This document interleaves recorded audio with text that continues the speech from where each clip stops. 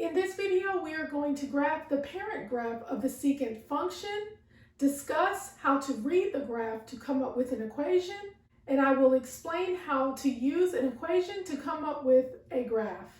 It is assumed that you already have an understanding of the unit circle before watching this video. It is also good to know how to graph the parent graph of the cosine function, because the secant function is just the reciprocal of the cosine function. So we begin with what we already know. Recall the unit circle. We also know that we have terminal points in the form x comma y, and cosine takes on the value of x, which means that secant takes on the value of 1 over cosine, which is 1 over x. The easiest way to graph the secant function is to first graph the cosine function, because secant is just the reciprocal of cosine. So we're going to graph the cosine function.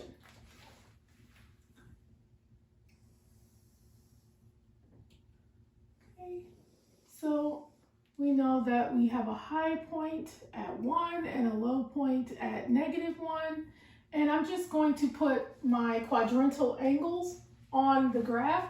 So we have pi over 2, pi, 3 pi over 2, and 2 pi.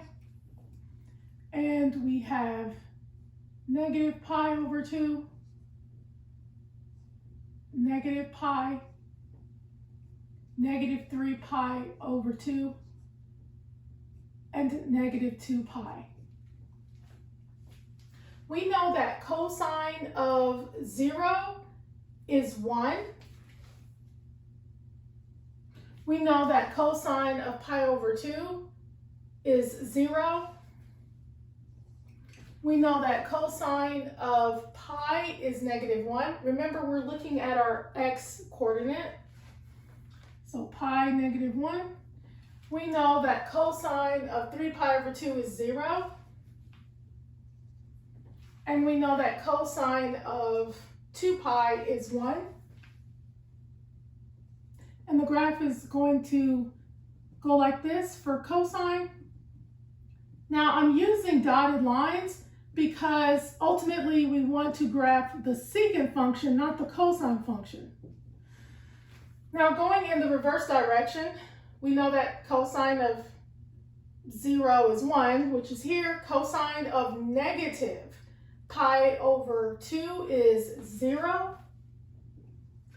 Cosine of negative pi is -1. Cosine of negative 3 pi over 2 is 0.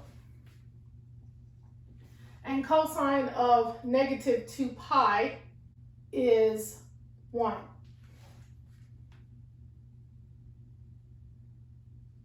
And it's going to go like this.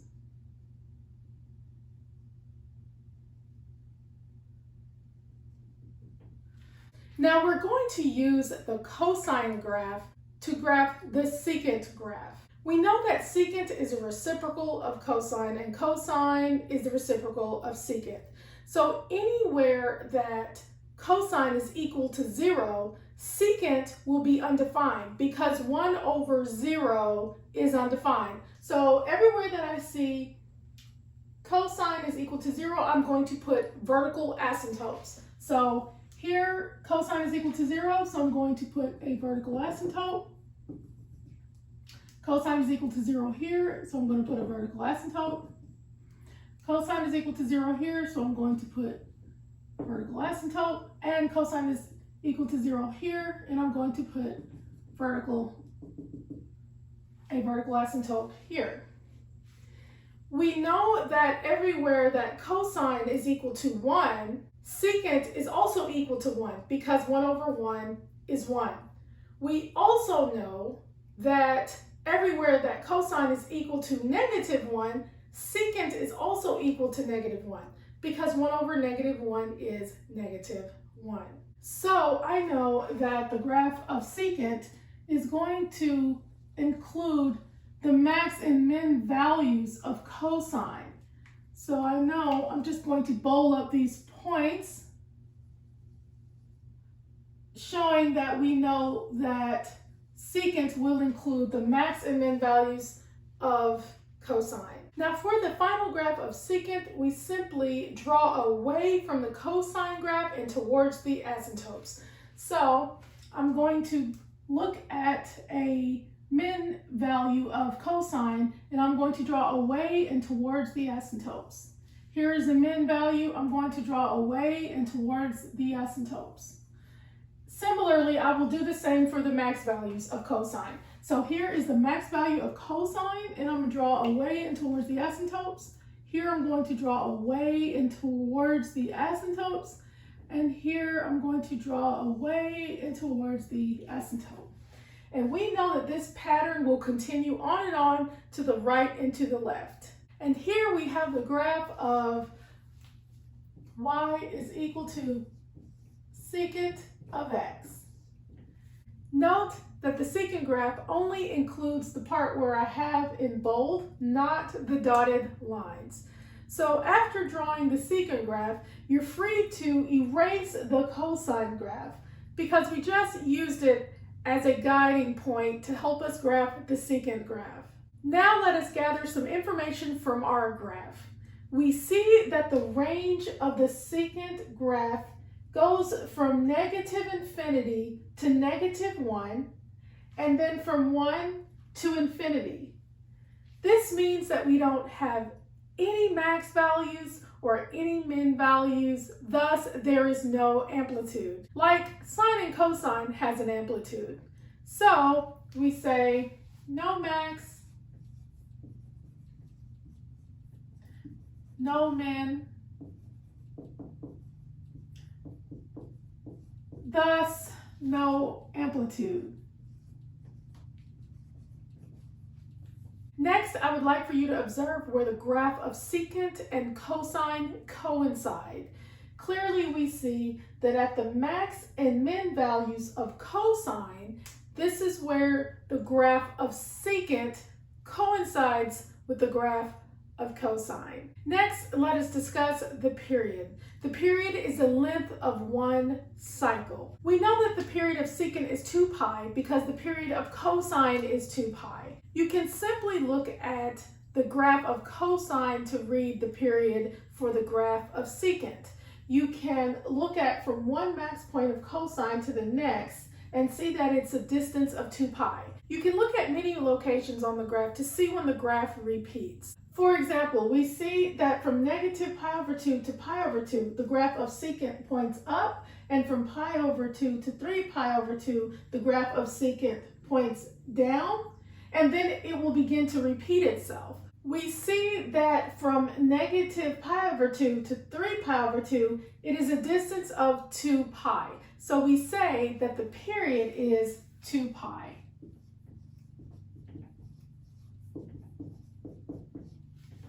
Next, let us discuss the phase shift. Again, it is much easier to observe the cosine graph when looking for the phase shift. The phase shift is also known as our horizontal shift. If we look at the graph of cosine, we see that the graph of cosine begins at 0 and the max height. When looking for the phase shift, we are looking for the x value of where the graph begins. So we say that the phase shift is 0.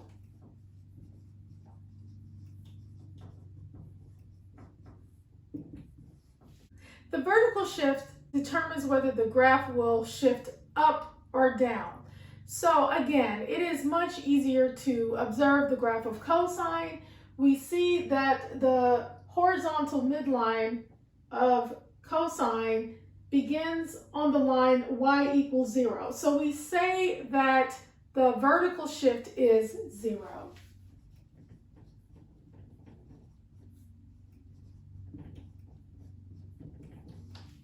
The x-scale is the increment value that goes along the x-axis. Looking at the graph of cosine here, we see that from 0 to pi over 2 is a distance of pi over 2, and from pi over 2 to pi is a distance of pi over 2, and from pi to 3 pi over 2 is a distance of pi over 2, and from 3 pi over 2 to 2 pi is a distance of pi over 2, and so on. So the x scale is pi over 2.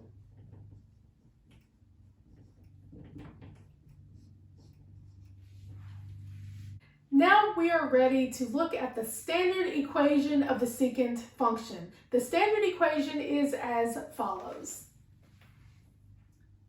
Y is equal to a secant of b x minus c plus d. If we were to line our secant function with the standard equation, it would look like this. Y is equal to 1 secant of 1 x minus 0 plus 0. Now, if you were given an equation and you don't have any information about the graph and you need to use the equation to come up with the graph, it is much easier to rewrite secant in terms of cosine and graph the cosine function first. So I'm simply going to rewrite what I have here in terms of cosine. Y is equal to 1 cosine of 1 x minus 0 plus 0. Now let us look at each part in detail. The absolute value of A is known as our vertical stretch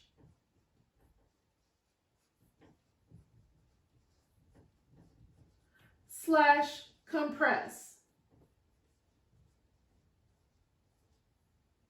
And we see that our A in this case is 1. So I'm going to say the absolute value of A is equal to 1. Now, when does the graph stretch and when does it compress vertically? If the absolute value of A is greater than 0 but less than 1, the graph will compress vertically. If the absolute value of A is greater than 1, the graph will stretch vertically. If A itself is negative, then you will simply graph the function as though the negative sign did not exist, and at the end, you would reflect the x-axis. Now let us look at our B. The absolute value of B is known as our horizontal stretch slash compress. And we see that our B is also 1. So the absolute value of B is equal to 1. Now, when does the graph stretch and when does it compress horizontally? If the absolute value of B is greater than 0 but less than 1, the graph will stretch horizontally. If the absolute value of B is greater than 1, the graph will compress horizontally. Notice that it is the complete opposite of A. If B itself is negative, you will simply graph the function as if the negative sign did not exist, then at the end reflect the y-axis. Or even easier, you can use the fact that cosine is an even function. This means you can simply ignore the negative sign altogether inside of the function. Even functions have symmetry about the y-axis, thus a reflection about the y-axis would just look exactly the same. Since cosine is an even function, then secant is also an even function because 1 over an even function is an even function. B is also related to the period by the following formula. Period is equal to 2 pi over the absolute value of B, which is 2 pi over the absolute value of 1, which is 2 pi. Notice that the period is 2 pi when reading it from an equation, and it is also 2 pi when reading it from a graph. Next, let us look at RC. RC is known as the phase shift, also known as our horizontal shift. RC in our case is 0. So we see that our C is equal to 0. If C is greater than 0, then the graph will shift to the right, and if C is less than 0, the graph will shift to the left. Note that the phase shift is 0 when reading it from an equation, and it is also 0 when reading it from a graph. Now let us look at D. D is known as the vertical shift. So, vertical shift, and we see that our D is equal to 0. Similarly, the vertical shift is equal to 0 when reading it from a graph. Now let's discuss the x-scale. The x-scale is the increment value that goes along the x-axis. To compute the x-scale when given the standard equation, you will simply take the period and divide it by 4. So I'm going to say the x-scale is going to be the period divided by 4, which is 2 pi divided by 4, which is equal to pi over 2. And sure enough, the x-scale when reading it from the graph is pi over 2. So how will I come up with the increment values that go along the x-axis when given a standard equation and I need to graph the function? Well, you will simply begin your graph at C. So I'm going to say begin at C, and we know that my C is equal to 0. Then I will simply add increments of my x-scale. So beginning at 0 and adding an increment value of my x-scale, which is pi over 2, we will say 0 plus pi over 2, which is equal to pi over 2. Now I'm going to take pi over 2 and add another increment value. So pi over 2 plus another pi over 2 is equal to 2 pi over 2. We will reduce at the end. 2 pi over 2 plus another pi over 2 is equal to 3 pi over 2. One more time, 3 pi over 2 plus another pi over 2 is equal to 4 pi over 2. Now let us reduce. 2 pi over 2 reduces to pi, and 4 pi over 2 reduces to 2 pi. Notice that we have 5 key points. 1, 2, 3, 4, 5. And we have 5 key points here. We have 1, 2, 3, 4, and 5. That is why these points are going to be very important. Sure enough, we see that we begin the value at C, which is 0. So here we have 0. Then my next increment over is pi over 2. Here we have pi over 2. The next increment over is pi. Here we have pi. The next increment over is 3 pi over 2, and here we have 3 pi over 2. And then the next increment over is 2 pi, and here we have 2 pi. Similarly, you can subtract. You can say, begin at C again, take C and subtract pi over 2. So 0 minus pi over 2 is equal to negative pi over 2, and negative pi over 2 minus pi over 2 is equal to negative 2 pi over 2. Negative 2 pi over 2 minus pi over 2 is equal to negative 3 pi over 2. And negative 3 pi over 2 minus pi over 2 is equal to negative 4 pi over 2. And then we can reduce, so that's negative pi, and this is negative 2 pi. So we have negative pi over 2, which is here, negative pi, which is here, negative 3 pi over 2, which is here, and negative 2 pi, which is here. Once you compute your increment values, you will simply graph the cosine function based off of what you know about the nature of the graph.